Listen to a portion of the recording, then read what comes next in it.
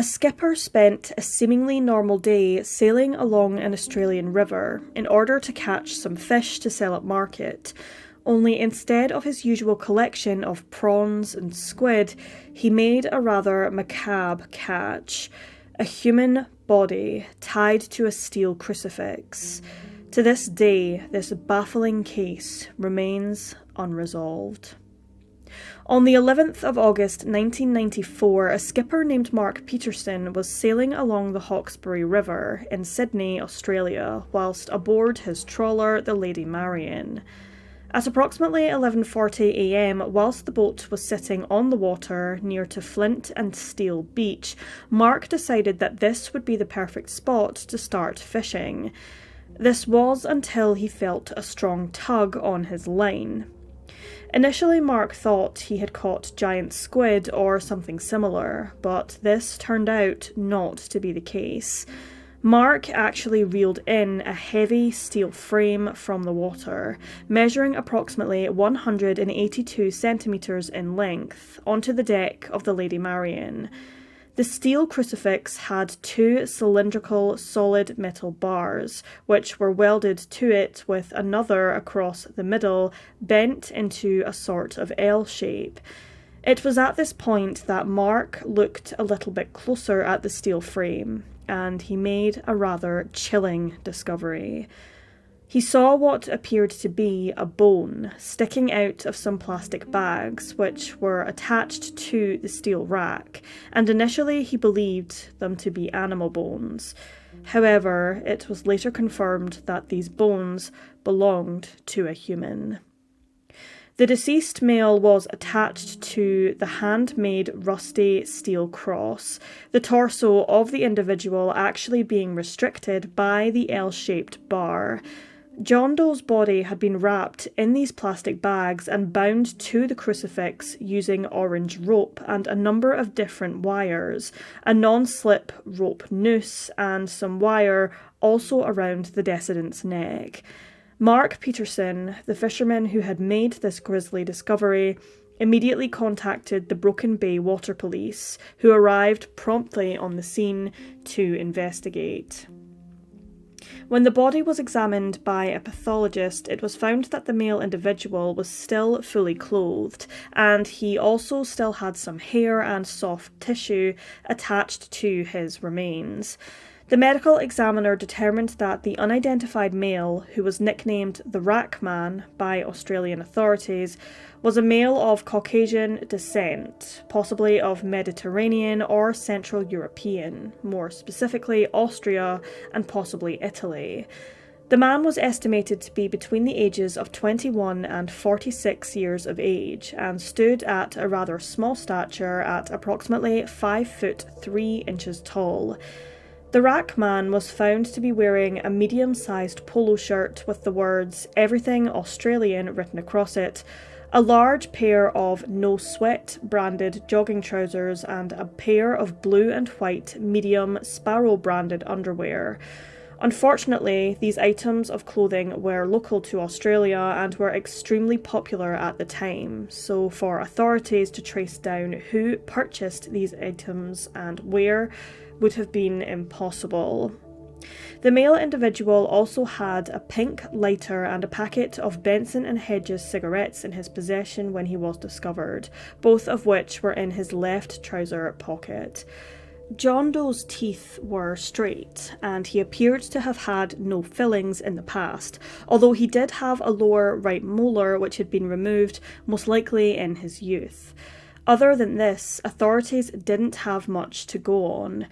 Due to the fact that the body had been underwater for such a prolonged period of time, estimated to be between 12 months and 3 years, the man's fingerprints could not be used to identify him, as by this time they had completely washed away. Also, DNA was extracted from the victim, however the profile they created was far too weak to make any sort of identification. Authorities had seemingly hit a dead end here. Authorities were able to determine how long the Rack Man had been on the riverbed for through something called barnacle analysis. They took 2 of these barnacles and sent them to the lab, where they were then put into petri dishes, with their growth rate being closely monitored. It was through this analysis that authorities managed to estimate the man had been underwater for between 12 months and 3 years. A number of individuals, including a drug dealer, a businessman, and a rent-a-kill hitman, were considered by authorities as potentially being the identity of the so-called Rack Man. However, through DNA comparisons to family members of these individuals, they were all ruled out as being the unidentified man. For over 20 years, the Rack Man's body remained at the morgue, unidentified. After reaching a number of dead ends in the case, authorities decided to release new facial reconstructions of John Doe in the hopes that someone who saw these images would recognise him. However, their efforts were fruitless and no significant leads came from these new facial reconstructions. The Rackman case had seemingly gone cold, and as the years progressed, no new leads were established. That was until 24 years later.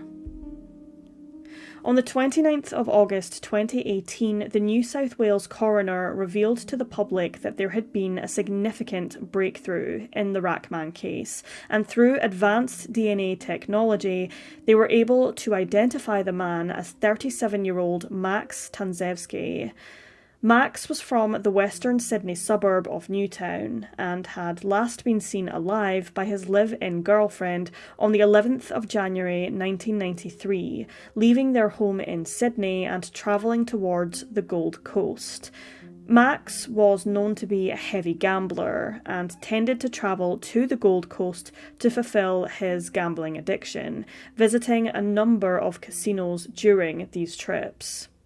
Before leaving on the 11th of January, Max had taken out approximately 18,000 Australian dollars, which wasn't particularly unusual as he would normally take large sums of money with him when he went on these gambling excursions.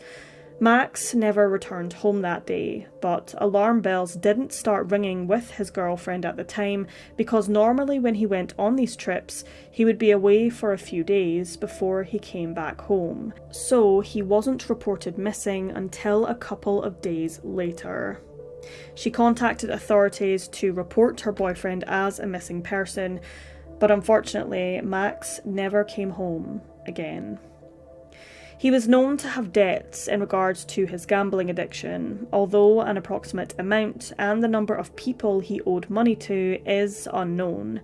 This seems like a rather plausible theory as to why Max ended up being murdered. Perhaps he owed someone a lot of money and he couldn't pay it back, and as a result of this, he was killed. But his family and friends were certain that Max had no connections to the criminal underworld. Although even if he did, it would have been highly unlikely that his family or friends would have known about this.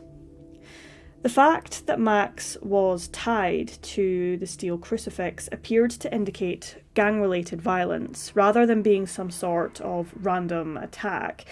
The way he was tied to the crucifix was almost symbolic in a way, and perhaps was meant to be sent as some sort of warning so that people wouldn't get on the wrong side of this gang or organisation again. If this was the case, however, why did they feel the need to hide Max's remains in the river? Surely if they wanted to send a message, they wouldn't have hidden his body underwater, and would have made more of an effort for Max's body to be seen or found in a public setting. Though water deaths are notoriously difficult to solve due to the fact it washes away much, if not all, forensic evidence. With that being said, however, the Hawkesbury River itself is a very active place day to day, often filled with trawlers, fishing boats and the like. Perhaps the person or persons responsible intended for Max to be found sooner and identified, but this simply didn't happen. Something else which is extremely odd in regards to this case is the fact that the metal crucifix was made to match Max's exact measurements. This would have taken a lot of skill from an individual who had experience in either welding or metalwork, and it would have been very difficult to put it all together. This, of course, is a very disturbing detail, but it could be more significant in future investigations into this perplexing case. Max Tancevski's full autopsy report has never been released to the public, so the specific details surrounding his death still remain a mystery to this day. It is unclear whether Max suffered any injuries prior to his demise, whether he was tortured, for example, or if he ingested some sort of poison prior to his death. And it's not known whether he actually passed away whilst on the crucifix or whether he died prior and was just attached to it in an effort to dispose of his body. Some sources do claim, however, that Max succumbed to blunt force trauma. It is also speculated that due to the very heavy nature of the metal rack, that more than one person was involved in regards to Max's death and his subsequent disposal in the Hawkesbury River. With that being said, however, Max's killer or killers have never been caught. The Rackman case has baffled Australian authorities for over 30 years, and despite being positively identified as Max Tancevski, many questions still remain in regards to his demise. The case has been referred to the Unsolved Homicide Unit of the New South Wales Police Department in an effort to find out exactly what happened to the 37-year-old on the day he died. Detectives are meticulously searching through Max's known associates, his criminal history, and are even trying to establish where parts of the metal rack came from in order to put the final piece of the puzzle together in order to bring Max's killers to justice. If you have any information regarding the death of Max Tancevski, you can contact Australian Crimestoppers anonymously on 1800 333 000.